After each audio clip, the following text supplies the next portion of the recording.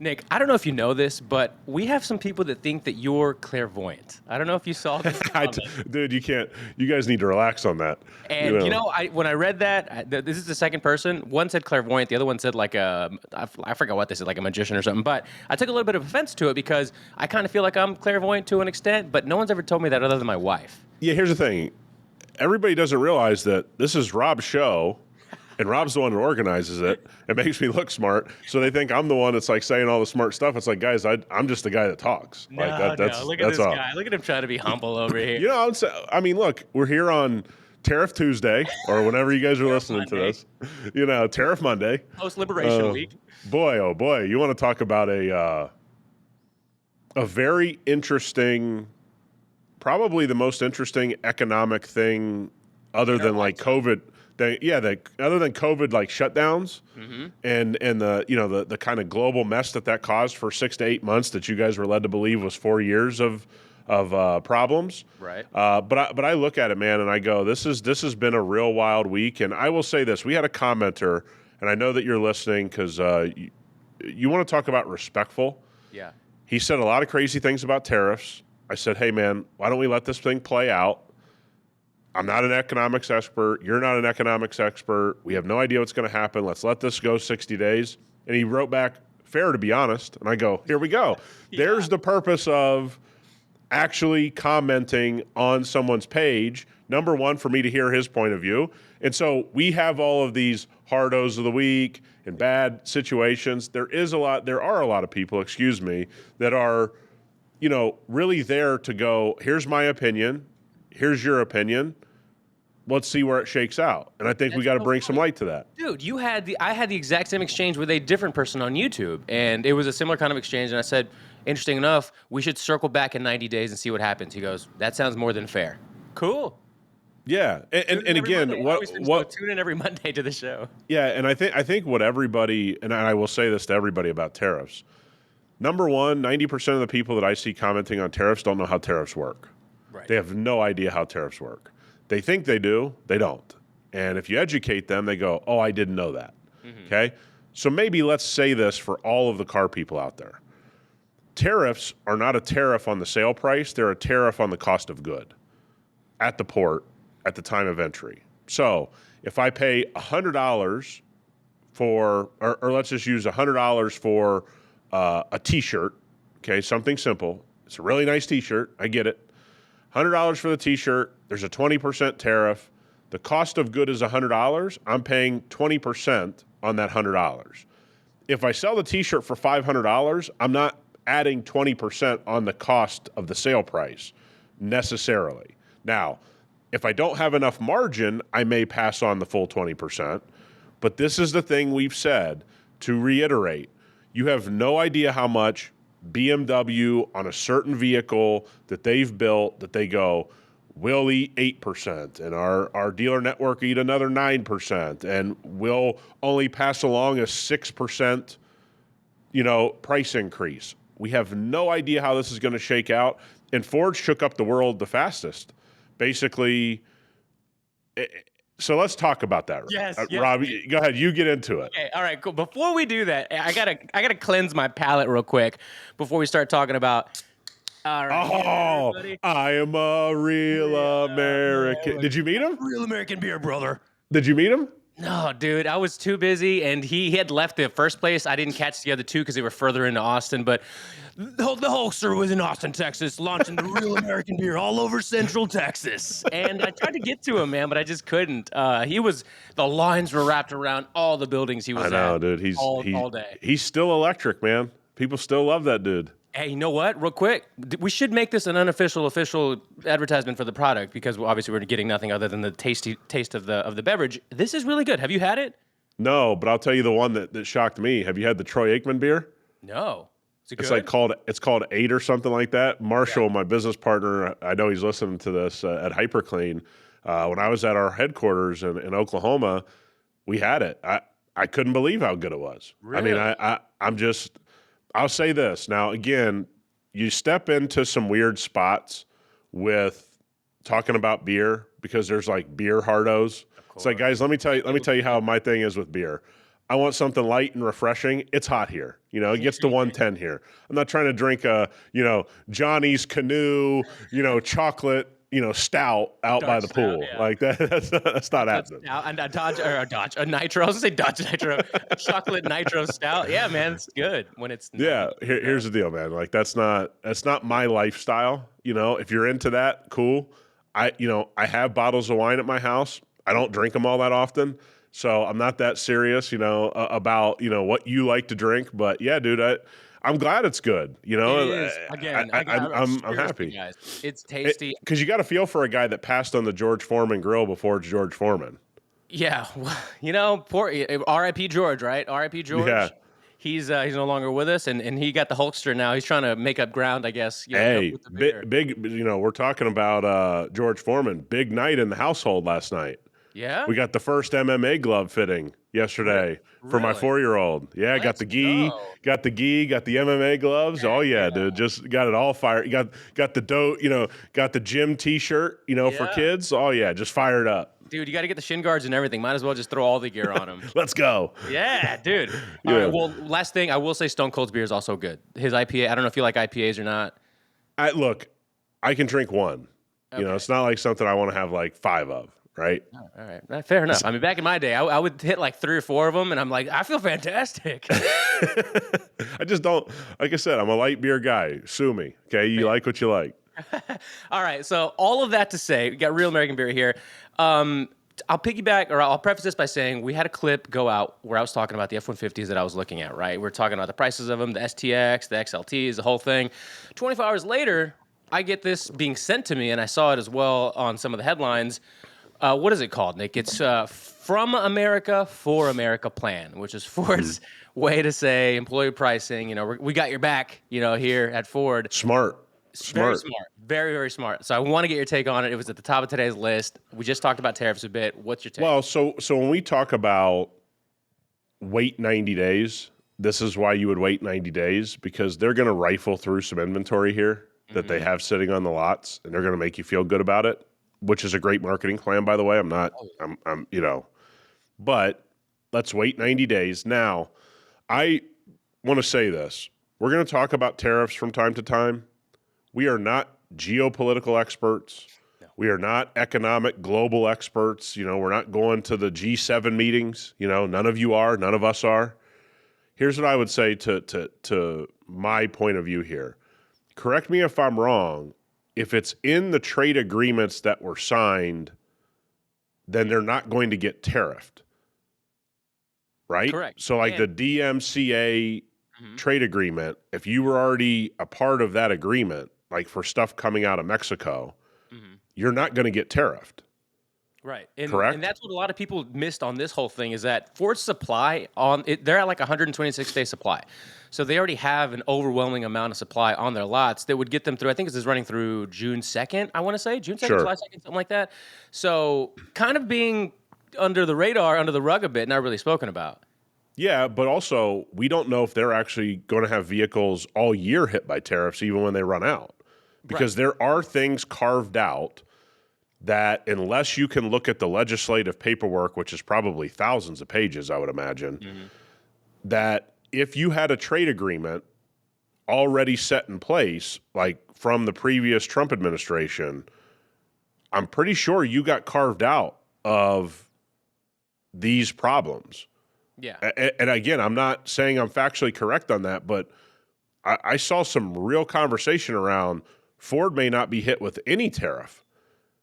Yeah, on top of that, you already have 80+% of their stuff is made here domestically in the States. Sure. Right? So everything else. Which is why they have such a high input cost, right? Exactly. So it's what people don't talk about with Ford. When you look at Ford shares price, look, you had a gangbusters first quarter for Chevrolet, for GM. Oh, I mean, dude, GM is up massively. Again, to all you Mustang bros that were on the Mustang video, let me hit you with this. The C8 halo effect is what we were talking about there, and it's worked. There is a belief in that brand. Dude, they have vehicles blowing up and nobody cares. Yeah. Nobody cares. I can't believe what they've done. Now, I didn't dig into the financials. I'm wondering what that profit looks like. For I'm GM, wondering, like on GM vehicles across the board. They had big EV growth, which is always kind of suspect. Was that through, government purchases, local municipality purchases? I don't really know any of that. I didn't dig into the financials, but I think you got to be a little suspect and a little bit excited about their numbers, but you got to look at it kind of go, just like you are with the Ford news of we're going to give you employee pricing. Look at it through the right prism. Take advantage of it if you're looking to buy a truck or something from Ford. But again, let it shake out the next 90, 120 days, and let's see how much Ford sticks to this. Yes, for sure. And I want to get back to Ford to get a little bit deeper on some of their numbers. But since you brought up GM, and one of the things I want to talk about was since we have Q1 basically already in the books, we have a lot of people's numbers. So there's an article from Car and Driver, winners and losers of the first quarter.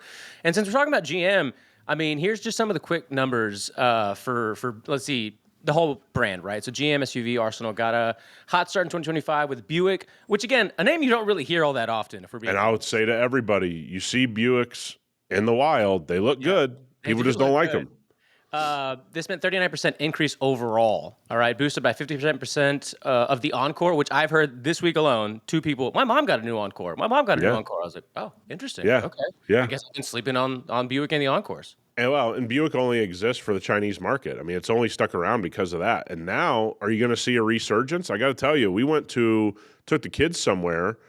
We saw two Buick SUVs in a parking lot, and I'm like, it just looks good. It does. I mean, look, it's and I know our crowd listening to us now, guys. I know we're all not running out to buy them. Okay, I understand that, but from where Buick has really been, it's sort of like what you say about Mazda.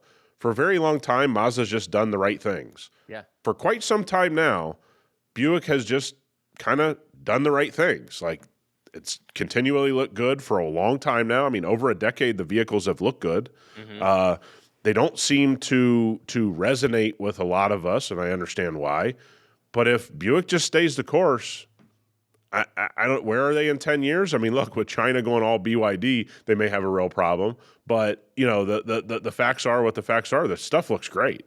Yeah, a 54% increase in Vista, which I wasn't familiar with honestly until I read this. Is that an EV? Is that their van division or whatever? No, it's like an SUV. It looks like a crossover. Yeah, I don't know. Not the best looking, but regardless, I mean. And again, this is where I want to tell everybody: some of these numbers you got to dive in, which none of us want to do, and figure out. Not for Buick. Government, municipalities, what drove some of these things. Maybe they were just great retail numbers. That's fine. But I think it's awesome to see GM doing well. Dude, their CEO is crushing it. Yeah, 37% increase on the Enclave, which is another one I do hear a lot of. On the Chevy side, looks great. Traverse jumps up 31%, 62%. The refreshed Tahoe up 28%. The Suburban up 40%. I mean, people love these buses, essentially. Remember why you might see an uptick in large SUVs. Not here, because people need to understand Vegas is we're still above $4 a gallon. I mean, pretty much since I've lived here, I don't know that I've touched below $4 a gallon.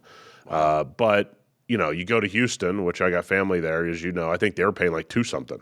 Yeah, you know what I mean. I think I got yesterday. I was there actually all day yesterday. $320 for premium. I mean, I put 93 in the GTI. That's great. Yeah. I mean, not long ago I was paying almost $5.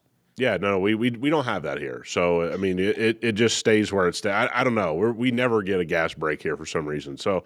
But you look at this and you go, as soon as gas comes down, large SUVs go up. Oh, I mean, that's just. If we move over to GMC real quick, the Acadia, the Yukon are 73% bump, 30% bump. So across the board, they're just killing it. So back to your original point, the halo effect, the brand altogether, the CEO killing it.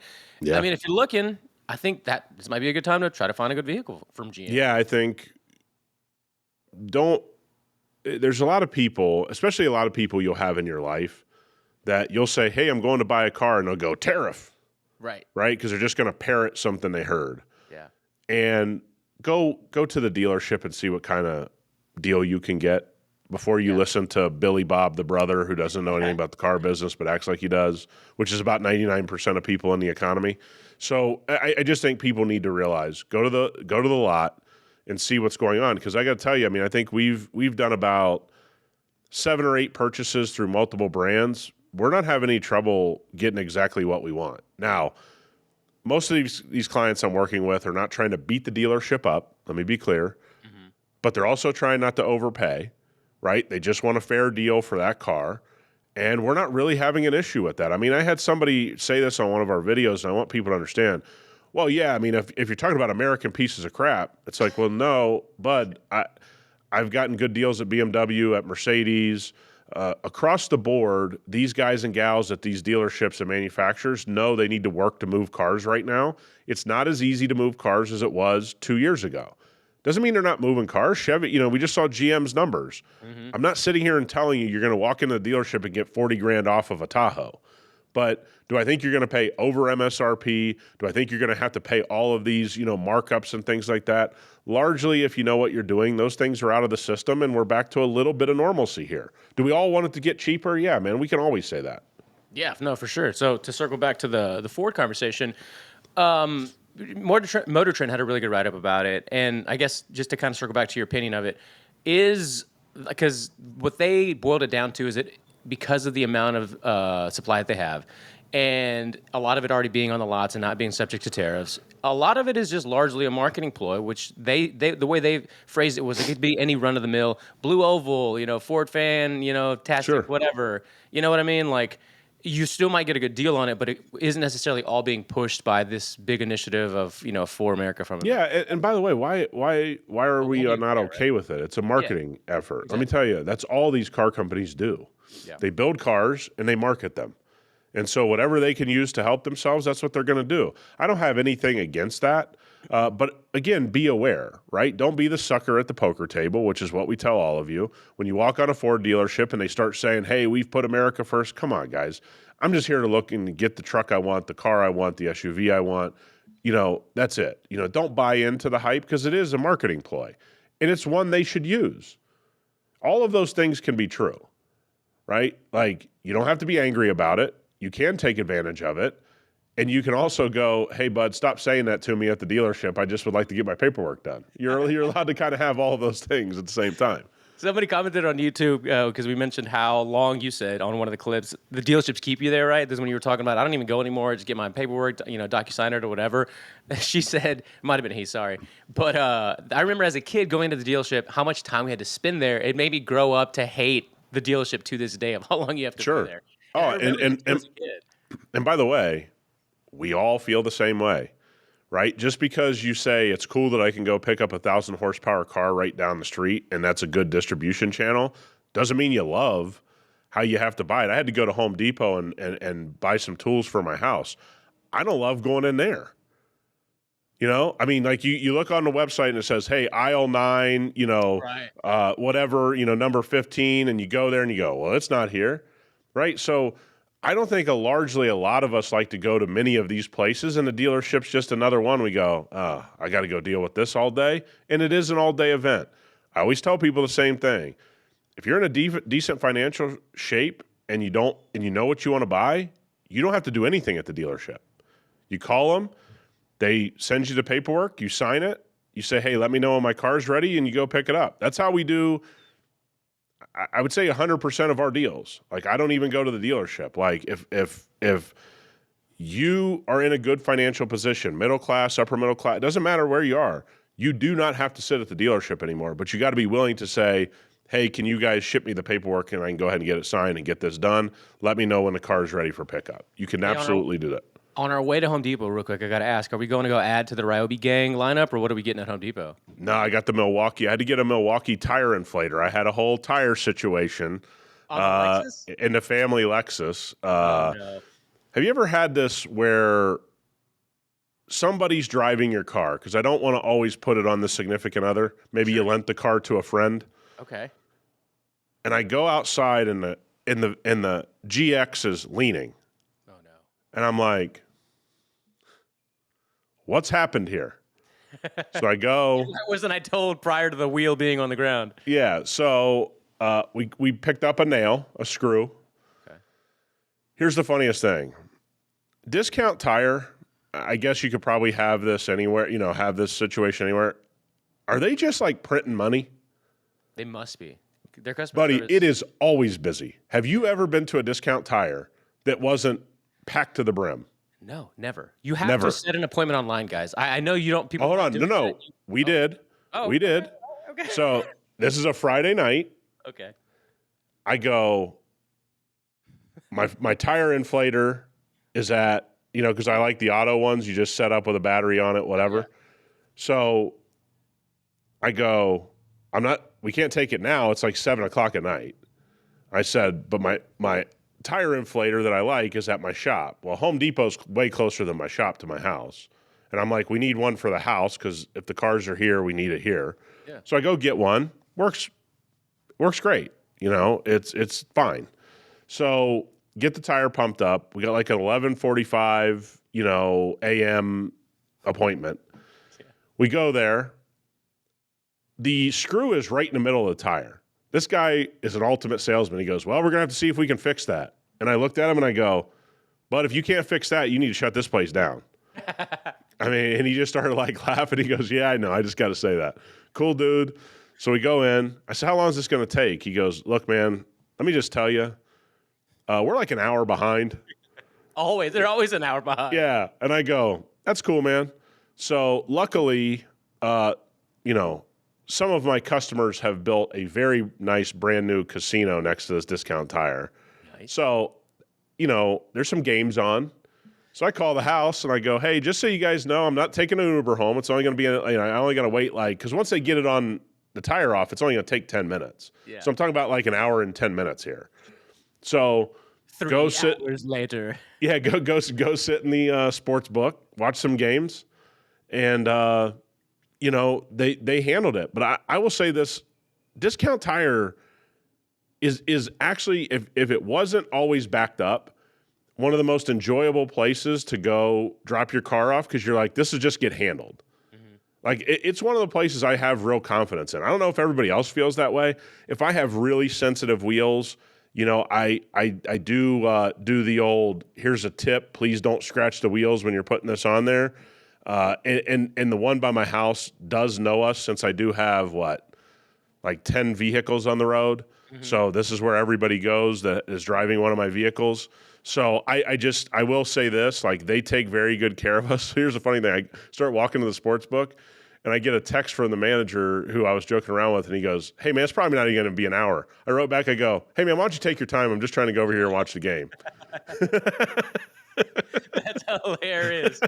Your wife's like, hey, I got the text on the chat from everybody. They said it's only been 15 minutes. Like, I don't know what the hell you're talking about. Dude, it was done so quick. I was just enjoying myself, though. It was great. So funny. By the way, also props to Discount. When I first got my GTI, it came with some BBSs that the previous owner put on, and I didn't have a wheel. I didn't have the lock, the wheel lock thing. Yeah. The guy that was running that particular location went out there himself, like the manager of the store. He had like 3 different extensions and things to like carefully make sure he wasn't scratching the wheels. I was like, you're the best. Like that's man. Great. I got to give.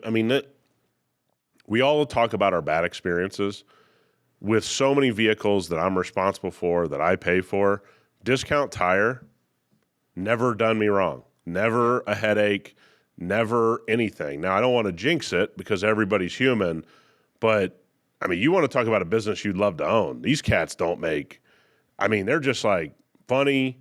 They're cool to hang out with. They're cool to talk to. They do give a shit. I get that somebody's going to say, I have a bad one next to my house. Just go to the one a little further away. I'm sure it's better. One bad experience, but they paid me. They wrote me a check for the damage, and that was it. Yeah. And again, I'm one of these guys, man. I've worked on a lot of cars. People make mistakes. Mm-hmm.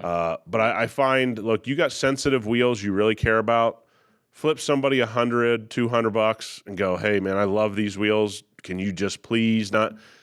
It's just the price of doing business sometimes. Like this one was more than the wheels. They put the jack in the wrong place and they fucking dented the actual bottom rocker panel. Yeah, I was like, which by the way, I would say this: if somebody works at Discount Tire and knows the economics, why aren't there lifts in there? They're limited. They're always. I know. They have like 2 and then 2 without lifts. It's like you guys just don't have a professional lift system at this point. Like it is kind of weird to just see it. Max 2, no more than that. No more. Doesn't matter how big it is. Yeah, exactly. I will say also, unfortunately, NTB, I wouldn't take my car there anymore. NTB. I don't know if you've ever been taking your car to an NTB. No. National Tire. I think National Tire Battery, something like that. No, I've never been there. Okay. Well, you're not Horrible. missing out. So we're Yeah, good. or, yeah, just stick with Discount Tire. Stick to Discount Tire.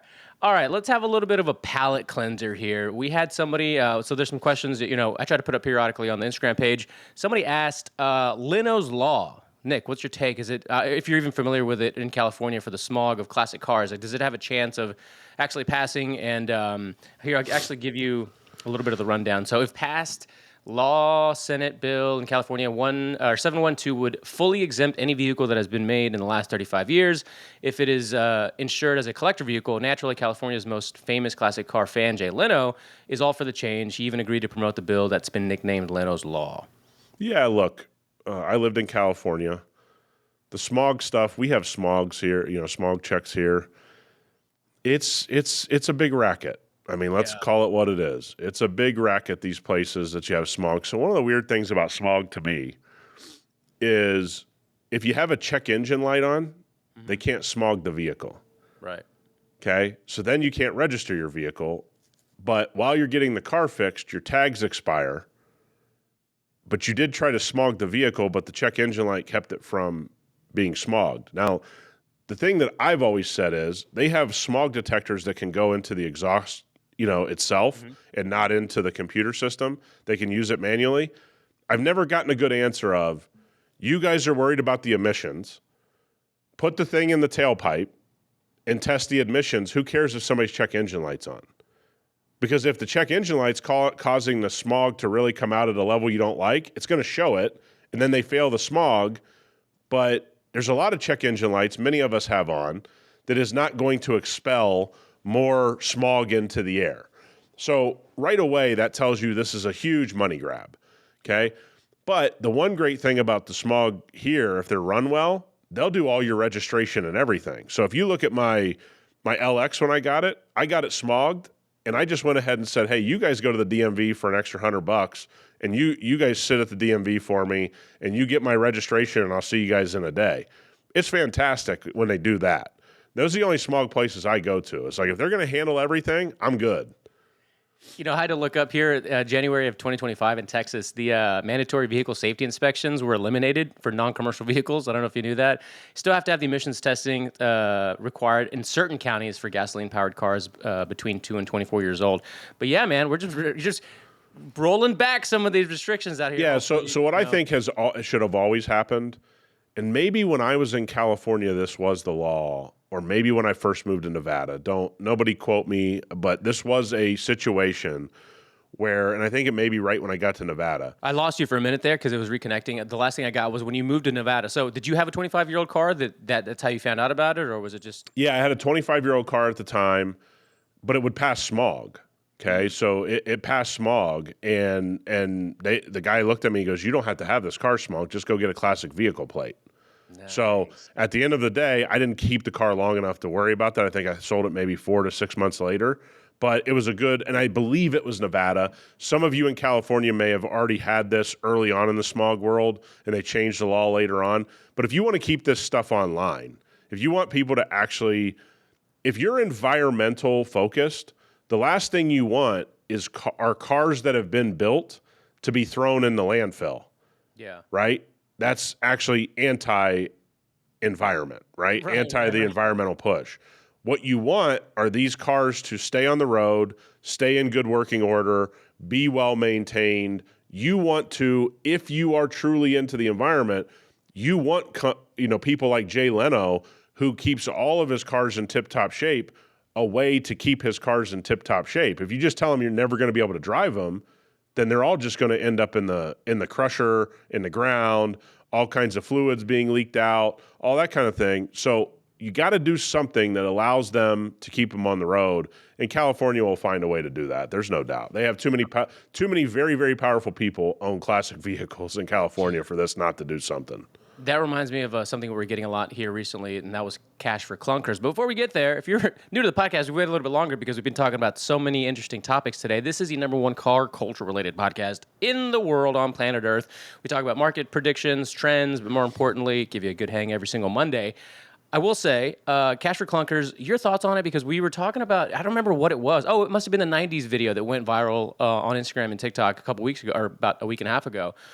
I was obviously a little bit young, but the cash for clunkers thing, a lot of people put a lot of blame on how those cars are no longer on the road or why those cars are no longer on the road. It was that initiative to get these older, models Yeah, I off the mean, road, look, money.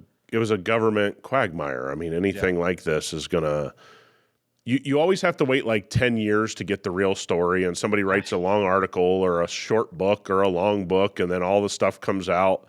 But look, it happened. It is a shame. I guess this is kind of probably the belief of this podcast on cars, overall, which is if all of us would have just kept all of our cars in good working order, Yeah. there would be so many good cars on the road that had been sorted out, that had been maintained, that had been cared for, that there'd be a lot more used cars. There'd be a lot more cheaper cars.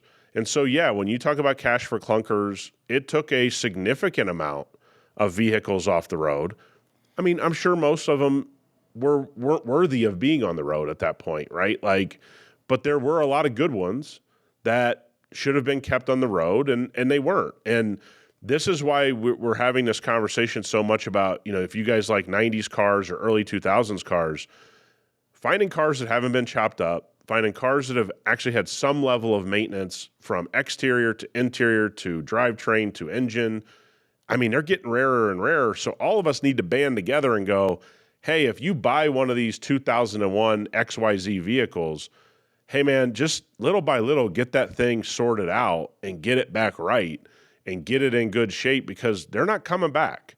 This isn't like when you were in the 60s and 70s and you were going into the 80s and 90s. You knew there were going to be real muscle cars built in the 80s and 90s too, right? We're not so sure about that now. So anybody out there that's got a 2001 whatever vehicle, if you want them to stay on the road, man, you better get real into maintaining them on a high level, or this thing is, we're not going to have any other good shit to drive around. I need an '01 Ranger. If you got an '01 Ranger in good condition, If you got a 5-speed '01 Ranger, there was also a Mazda, what was it, like, B2000 or something like that. yeah. I don't know. I couldn't remember the Toyota name, so I just put the Terminator video instead. Hey, people go crazy about those Ineos. Like, how do you not like, this guy, you guys, we have these in Australia. It's like, let me tell you, all you Australians, something. You know how many people are like, hey, give me that Australian vehicle you guys build around the world? Nobody. Oh, that guy was like, oh, wow, big truck, something about big truck. By the way, I don't own big trucks, numbnuts. Whoa, bro, relax. Yeah, relax. And by the way, nobody's clamoring for Australian vehicles around the globe.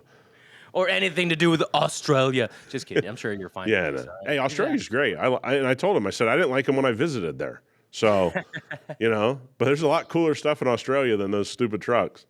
Oh, God, that's great. I was going to bring up, I'm not going to give the person's the name, but the whole Hardo thing that came up also when we first started the show, we haven't really done that segment, but there's so many of those people that could get brought up that we bring them just organically into the conversation. Yeah. Someone actually had the gall to DM me and say, love the show, but I'm tiring of you talking about people's comments.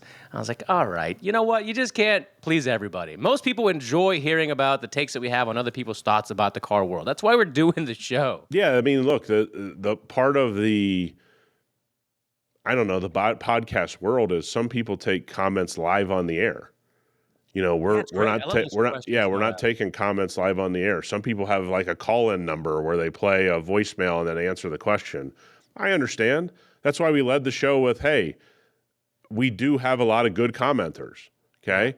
But it's super fun to illuminate a lot of people who are not dickheads that go, hey, do you realize how bad the internet is? And let's have a laugh. And so if you're not having a laugh at all this stuff, then, hey, man, maybe we're off base on that.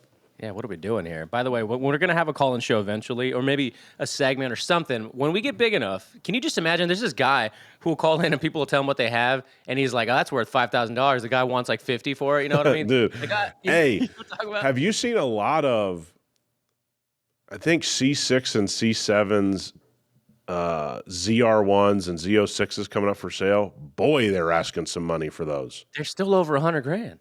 Buddy, I saw one. Somebody was asking like $199. I saw 125 is the highest I've seen. Oh yeah, I should have taken some photos. I'm like, who?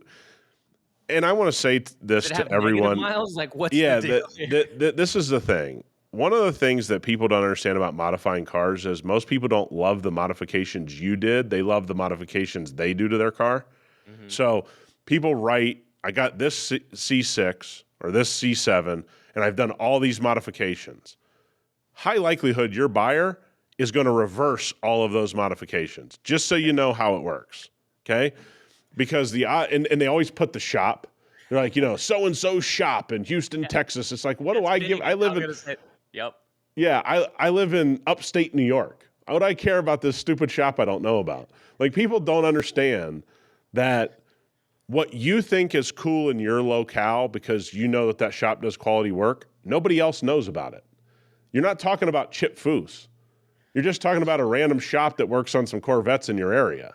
Like, Dude, that is so. I mean, I hate to interrupt, but that struck a chord with me because shout out to all any old friends or acquaintances that might listen to this or see a clip. But that's huge, especially in Houston.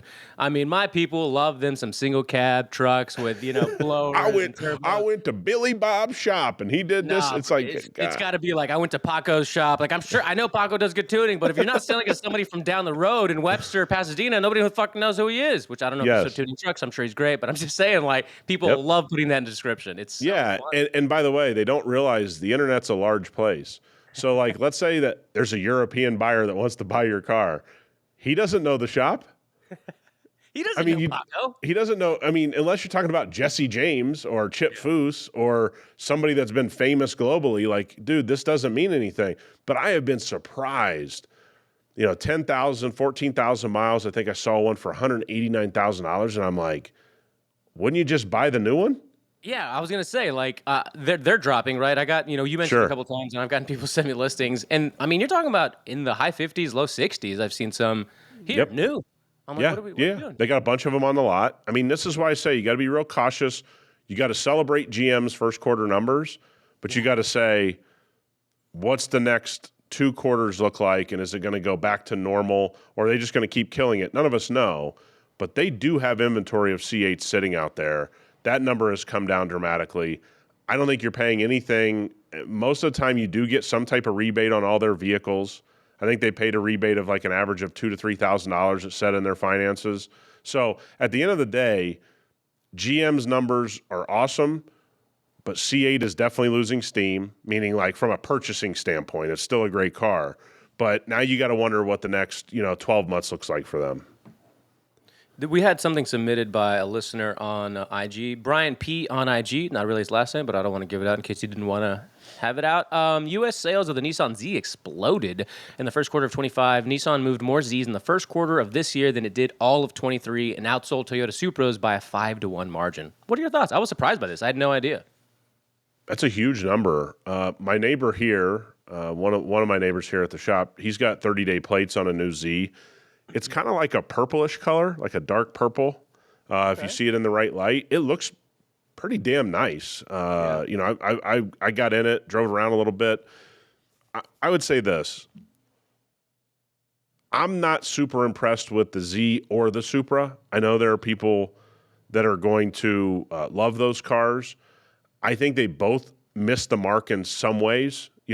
Different for each one of them. Obviously, Toyota outsourcing the building of that car to the BMW was probably the most egregious of the two.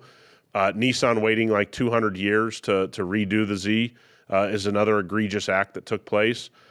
Look, we all have to hope these sports cars do well, or they're just not going to get built anymore. So I hope they sell millions of them. I know they're not going to, but I mean, you got to root it on. It really doesn't matter my personal opinion or whether I'd buy one. Like, for any enthusiast out there, if you want these types of sports cars to continue to be built, we need to see good sales numbers because they're really just building them to build them now, not huge profit centers. They don't really want to continue to build them. Let's just hope all of them keep selling. Yeah, because, I mean, we're hooting and hollering, or I should say Nissan is about 2,154 Zs sold out the door, which is like, we're jumping for joy. I mean, let's pump those numbers up. I mean, obviously you don't want to pay $70,000 for it, but I mean... Yeah, we need it. I mean, we all, look, whether we will like it or not becomes irrelevant. And I know people may not understand that because they're loyal to whatever sports car they like, but I'm telling you, you need all sports cars to sell a lot from every brand. It doesn't matter what you like. And I'll say this about the Z my neighbor got. you would like it. I mean, you like it if you're in a position where you just want some kind of like weekend sports car. Again, the price is the issue. The price is the issue on the Supra. I don't know that we're going to fix that, but it's certainly not a crappy car. Neither one of them. And we need both brands to want to build them, which we already know Toyota's bailing on the Supra. So I hope Nissan sticks this thing out. Otherwise, we lose, two sports cars, and that's not good for any of us. Yeah, the first listings that I saw in my area were just two, and it was, I guess, I don't know a lot about their trims or how much they've added to the cars, but the base one, $49,000, like, all right, and then the Nismo one is like 69 or 72. Yeah, it's a little out. That's a little out of range. Whew, That's a little out of range. And look, I think that's the Nissan problem with through the Infinity line. I think that's their problem. With this type of car, they start to make, let's call it a better car or sports car, and really quickly their numbers get out of whack with their whole brand, right? We talked about this with the Q80. Nissan and Infiniti cannot sell a $125,000 vehicle. I mean, I love it, but that one, it also looks like it's a little, like, it's not outdated. It looks nice. It's modern, but it looks like it should have come out sooner, right? Yeah. And you want to say, like, that's not you. That's not who you guys can go after. You've damaged the Infiniti brand. You've damaged the Nissan brand. This is going to be an interesting turnaround case because, again, we're not that far away from Nissan publicly saying they only have 12 to 14 months of cash. Let's see what happens here. And I think you and I feel the same way. I want Nissan and Infiniti to make it because it's important we all have more and more options to buy, which would, depress new car prices more and more. Part of our issue in the market is we don't have enough new cars being built to suppress the pricing, right? Right. And if people disagree with that, it's simple supply and demand. If we could get an oversupply of really good cars on the market, the prices would come down. So part of the thing we have is there's not enough good brands, and I hope Nissan and Infiniti figure it out. Here's a good question that might get you to think for a beat, because Nick's usually pretty good about just rambling off the brain the answers. But here's a question for you. What do you think is the absolute biggest failure of a vehicle release of all time? Well, I think you go to just Maserati, right? Like they kind of lead the charge on that. Look, if you guys weren't there, the Pontiac Aztek was. Oh, God. I know somebody that loves them, a Pontiac Aztek. By the way, really, really people went overboard, but I want to tell you how big of a flop that was at times. There were times that banks wouldn't finance them. Why? Tell me. Because of the depreciation and they couldn't get a resale. Like that was actually a moment in time, probably depended on where you lived. But I know in the Midwest when the Aztek launched, within the first 12 to 18 months at some point, banks cut off financing. Now, I don't know how long that lasted. I was still pretty young, but you couldn't get financing for an Aztek. Now, somebody's got some kind of, they'll say, hey, this is mathematically the biggest flop. Look, man, I think you got to look at brands. I mean, it's hard to say the Dodge Hornet isn't up there. Oof. I was going to say, are we running into that world with the Wagoneer? Are you describing that case with banks and yeah. money? Hey, Wagoneer is pretty bad. I mean, you got to think Wagoneer came out at what, like $107,000 to $110,000. Mm-hmm. They sustained it for about 5 minutes, and then everybody that bought a Grand Wagoneer. I think it was worth what, 45 to 50 on a trade-in within like minutes. You look at the EV situation. It's hard to say that those aren't the biggest flops from a sales and depreciating number that we've never seen. We had a guy. And I appreciated his comment talking about like S classes and 7 Series have always depreciated. No question. Like that's exactly the right thing to say. But we've never seen anything on this level. Like we've never seen where it's just guaranteed you're going to lose 50% in 5 minutes. The biggest depreciating thing I was ever involved with was McLaren 570S, which, like I said, you hit the start button and you were down 50%. That was a moment in time. But flops, I don't know. What's your biggest flop? I mean, now that you say Aztek, that's not a bad one because I still see them on the road, believe it or not. And I know one person, like I said, that actually really liked, and they compared it to a modern vehicle. I can't remember what it was. I think it might have been the new Santa Fe. I don't know how they were like, this kind of reminds me of the... Dude, they had like people that weren't there, they had like a tent setup you could buy with the Aztek. They had Who's like cool. who's overlanding that? I'm just letting you know, man. This was early Overlander. This is Is this before. you? Is this really you that you're just making up? Somebody had a tent on their ass. No, that it was. No, I'm saying it was an option. You could buy a tent Okay. with the vehicle. I think you had like coolers you could buy with the vehicle. You had to go to the Aztec trim model at the highest level to get some of this stuff. But yeah, look, Aztec was shocking in the moment because nothing else was like it, right? And then it just didn't hit. But it definitely got way too much hate. Like, for what we've seen out of car makers, that car got a lot of hate. Well, I don't know about flop wise, but because we're on, that kind of a car, the Dodge Nitro. I even made the joke. I was talking about Nitro beers, but the Dodge Nitro came to mind. I knew some people that had that. I was probably like early days of college, and they had nothing but I know a lot of these brands, the Dodges, the Chrysler stuff, are just riddled with issues. Yeah. But that one was one of those that it looked like a toaster oven, and then like a month later, it looked like it was literally set on fire. Yeah, and I think one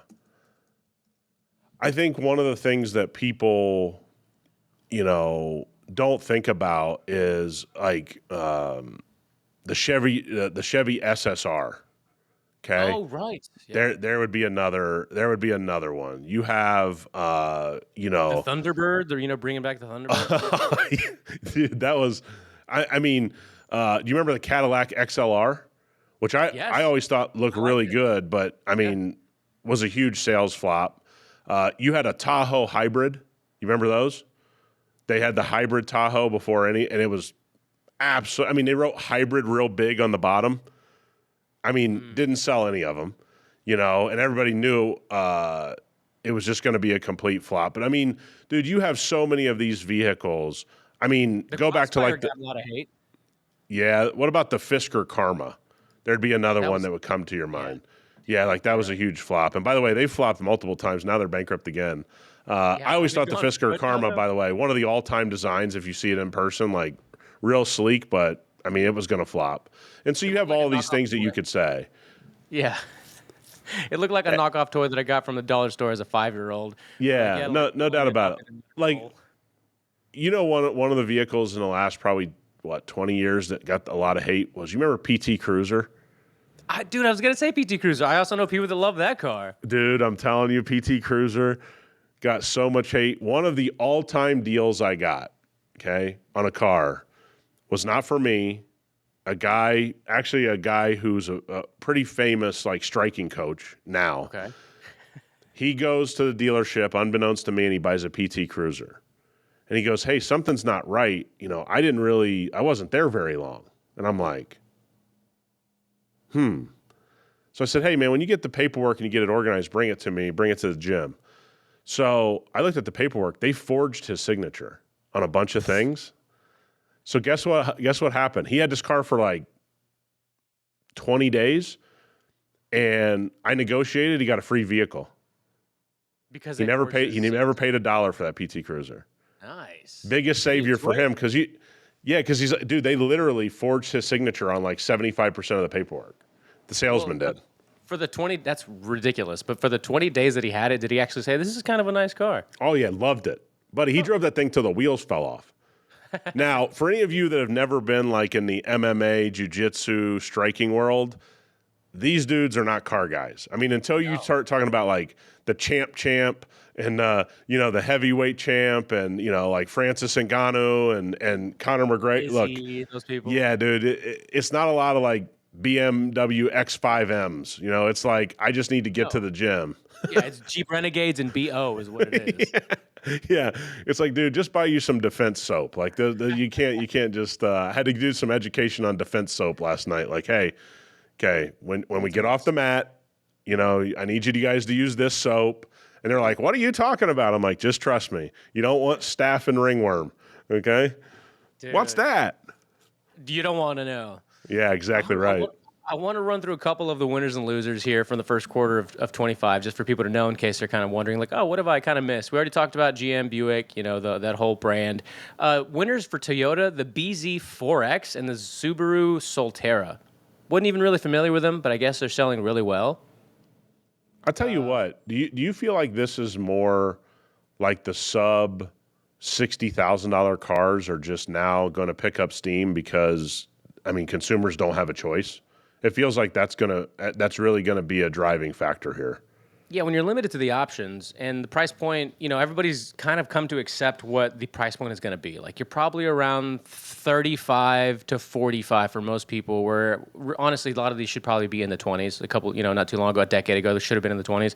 But yeah, like the BZX, what a name too, man. The BZ4X rose 196% in the first quarter of 24. They sold 56 units of these.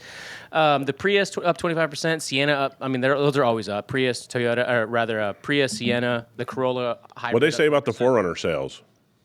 That actually wasn't on the. Oh yeah, I bet it wasn't. I bet it wasn't. I knew where that was going. Yeah, I bet it wasn't. Oh, 68,000 starting price. We're just going to leave this out of the report. They're still justifying that, by the way, in our comments from time to time. Yeah, they just don't know what they're talking about. Like, I'm not going to argue with you. You don't know what we had a guy say that he can get them for 55 grand. I was like, buddy, buy them all. Yeah, right. You'll flip them for a 30 grand profit. Like, what are you thinking about here? So again, people don't understand the math on Toyota because most of these people haven't gone and sat at a Toyota dealership and see what that monthly payment's going to be for a 4Runner. Good luck, man. If you think that's that nice of a vehicle, then, I mean, you can get some used Ferraris for that. True. I mean, I know that's not the same level. I mean, I just don't know how it's defensible. It's a Toyota. You know what I mean? Like I said, and I went and looked. I had a customer inquiring. Have a friend of mine whose wife is becoming a pediatrician. She's getting out of her residency, all this kind of stuff. Loves 4Runners. I just sent a couple links to Lexus LXs, and I'm talking about new ones, 2020 and beyond, and go, I'm just not buying a 4Runner. I'd buy this. I'll get you a 4Runner. Don't get me wrong. We'll find you a 4Runner if that's what you want. But for 60 grand, and you'll be at the Lexus dealership eating omelets and Danishes and whatever, and you'll be at the Toyota dealership like it's a CarMax, why would you buy one? Now, she's going to still buy a 4Runner. Let me be clear. But I'm not doing my job if I don't go, this is the most luxurious thing that is built by Toyota, essentially in their lineup. You can get a lightly used one for the same price, if not less, than the best Toyota 4Runner. I don't know the argument there. And if you guys make that argument, cool, man. Like, it just doesn't make any sense to me. Enjoy being hot in the dealership for 4 hours. Dude, Toyota dealerships are like it's like herding cattle in a Toyota dealership. Like we have a Toyota dealership here that I think that does, I don't know. Somebody told me like up to 600 cars a month or something. You imagine going there on a Saturday. They got food trucks. They got, games for your kids. It's like, Jesus, you just know you're getting ripped off in that place. Like, I helped a buddy buy a Corolla hatchback about 2 or 3 years ago. He just likes cars, but also just doesn't know a whole lot about the process or whatever. I was like, fine, man. Great old friend. I'll help you do it. I was like, we're up at 6 o'clock, and we're going to be on the Beltway at 6:30, and we're going to be at the dealerships by like 7. These motherfuckers are going to be walking in the door. We're walking in the door with them. Hey, how you doing, Bob? Yeah. That's how we got the car fucking purchased. None of this, noon, 1 o'clock when it's literally a service. Oh, man. So you got to give Toyota credit, man. They just churn them out. Churn them and burn them. Well, here's who's churning and burning cars. Another winner for everybody, Hyundai and Kia sedans. They are up big time. Yeah, so one of the things I do want to kind of preface here is how much of the first quarter sales were driven by the tariff talk, because that's a real thing. Okay, we all know it. You guys all saw it with the toilet paper, stuff during COVID. How people can be worked into a very, very big lather to go make purchases because they think they're going to run out of toilet paper, which, by the way, never really happened. So at the end of it, you saw it with the recent eggs thing, where they had to like limit how many eggs you could buy because people act crazy when they hear some news. So we really need to see, second and third quarter numbers, unfortunately, to really understand what's going on in the car market, because this feels like a little bit of an artificial moment that was created by a government, i.e. our government. And I don't want to take anything away from the brands, but I just don't know how much of this is artificial. Well, if you didn't know, as you just said, what's artificial, what's real, this one is what sent it over the edge for me. Another one of the big winners, Nissan sedans. Okay? With all the talk we've been having, dude, let me find the exact number. The Versa almost doubled its sales. Oh, my God. With 42,000 units. Already halfway there through the first quarter with 19,130, up 156%. So this does feel across the board like a lot of panic buying by buyers. Got people, men and women that were on the fence about, am I going to buy a car? Go, well, I don't want to get tariffed to death. And this is kind of what we tell everybody, which is, I've been pretty fortunate here. The latest car purchases, even with these great numbers from all these companies, I haven't had an issue getting the car at the prices we want. So maybe we're just back to a healthy, state here. And again, it doesn't matter what time you've lived in the car business. You can always hope for cheaper cars. Right. You can always hope for that. And we can't just sit here on a hope and a dream. People do need to buy cars. People do want to buy cars, and that's what's going to happen. This feels now when you start going through the Nissan numbers and some wacky Subaru numbers on some vehicles they don't normally sell, we got a little bit of an artificial inflation here. It's not going to last much longer because the tariffs have already been announced. So Yes. Ford in the second quarter might get a lot of inflationary numbers because they're going to be making everybody believe you're getting some type of tariff deal. But guys, it doesn't change the fact. If the car you like is at the price that you think is fair, it doesn't matter if it's COVID or if it's now, buy the car. That's all you can do. Bingo. That was the Versa numbers. Real quick to ramble off a few more. The Sentra up huge, 54 in the 54,000 units, up 36%. The Altima climbed 25% more, which if you see an Altima on the road, everybody knows the joke. Steer clear. Up 25%, reaching 35,000 plus units. Despite big gains, Nissan also plans to go from 3 sedans to just 1 next year, with the Altima and Versa bowing out after 2025. I did not know that. So what are they going to leave behind? The Sentra growing slightly to cover the Altima's absence. Sentra. That sounds stupid. The Altima. So the thing that we said is have a Corolla and a Camry in the Nissan lineup. We said that last week. This already kind of sounds like, and I'm not trying to get on the CEO 5 minutes in, that we don't have a great reorganization plan here. Okay? Because the reorganization plan is Sentra to go after Corolla, build a great car to go after Camry, make sure you're cheaper than those vehicles because you don't have the name that they have, the durability, the 20, 30 years people believe in. I don't see why they would do this. They need a small vehicle. They need a regular sedan but I'm not really confident in their reorganization anyway. I don't know. I don't think they've reacted fast enough and put a lot of confidence into everybody. Honda bowing out made them look bad.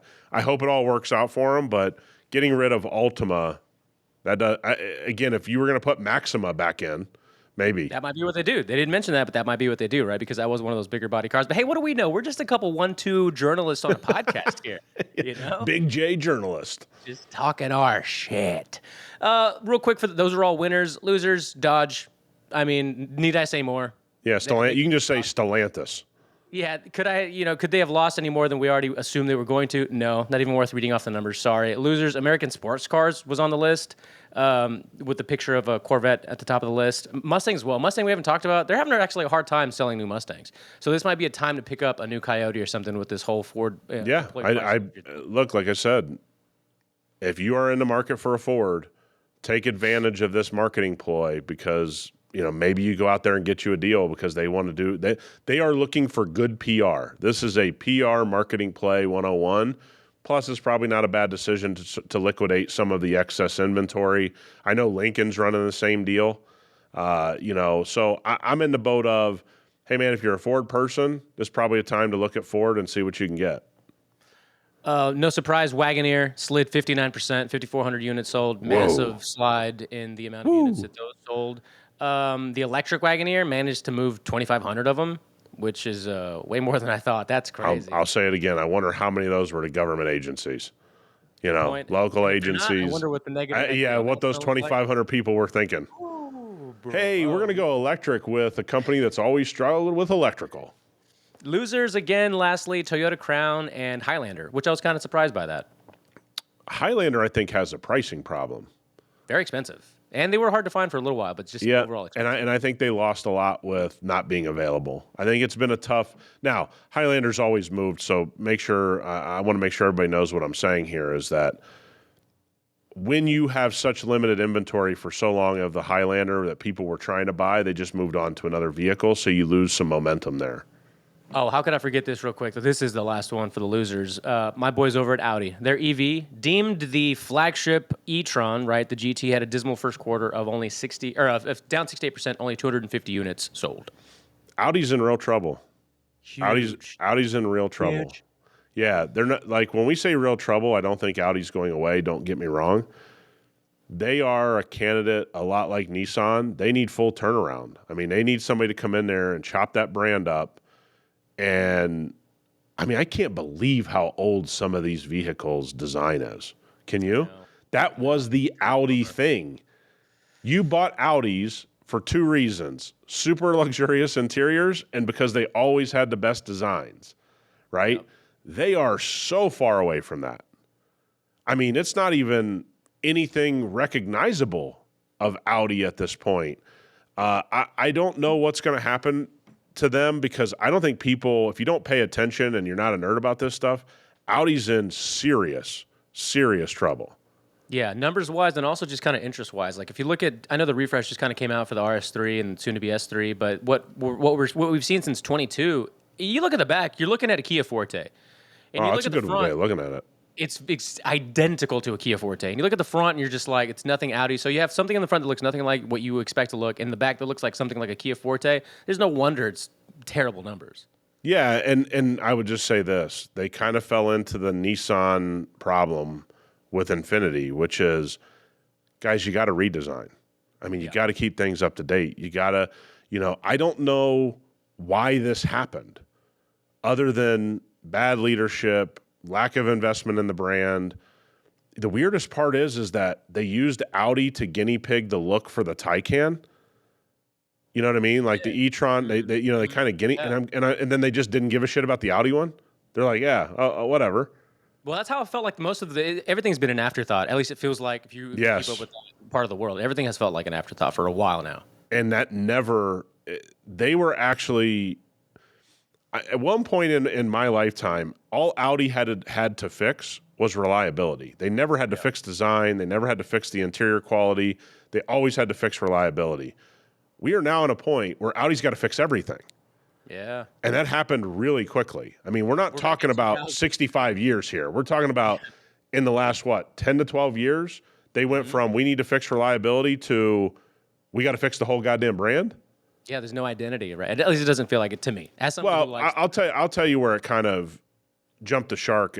The RS6 Avant, which was this massive announcement of we're finally bringing this wagon to America, they got the pricing so wrong that they couldn't mass sell them.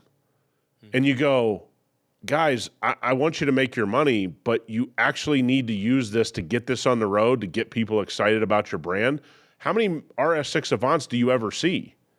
I mean, I look for them. Yeah. I mean, you're seeing them once in a blue moon. That's ridiculous. Great car, great for families, great for a dad that wants to have something to take his kids around that's like an elite vehicle. And you could say, well, look at the AMG wagon. They don't sell a lot of them. The difference is Mercedes sells a lot of their cars. Audi doesn't. Yeah. Well, speaking of Mercedes, and this will be the last question from listeners. We'll get to some more next week. How do we convince Mercedes to bring the A35 AMG hatchback to America? I would love that personally. Yeah, the funny thing is, Americans hate stuff like that. Americans hate stuff. I mean, that's a small vehicle. And I would say this. All of the stuff we want these companies to bring over, I think they've totally bungled the wagon conversation. The one thing that they know Americans don't buy in mass quantities and really never have historically, which you can't say about wagons. Historically, there were times wagons sold just shit tons of them. Mm-hmm. The small hatchback has never been something that was like sold in the millions, consistently across multiple brands. This company sold 500,000. That company sold 300,000. It is a shame because I think that's one of the most fun parts about going to places like Scotland and England, and you get to see all these different hatchbacks. We just live a completely different life.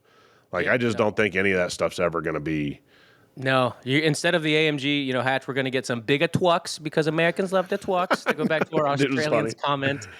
God, ridiculous. But hey, man, the last thing before we land this ship is there an update on the LX? I've purposely not brought it up because, you're cleaning it, working on the interior, but are we working on any modifications post the interior? So you and I are, where I'm at right now, and I tell people this, about a lot of things I've been involved in. I'm looking for good bumper companies. I'm looking for companies that really have invested in the LX platform instead of just, hey, buy this for the Toyota 100 and it's going to look good on your LX. The bodies are a bit different. We have a couple companies that I know are making things in America do very good work.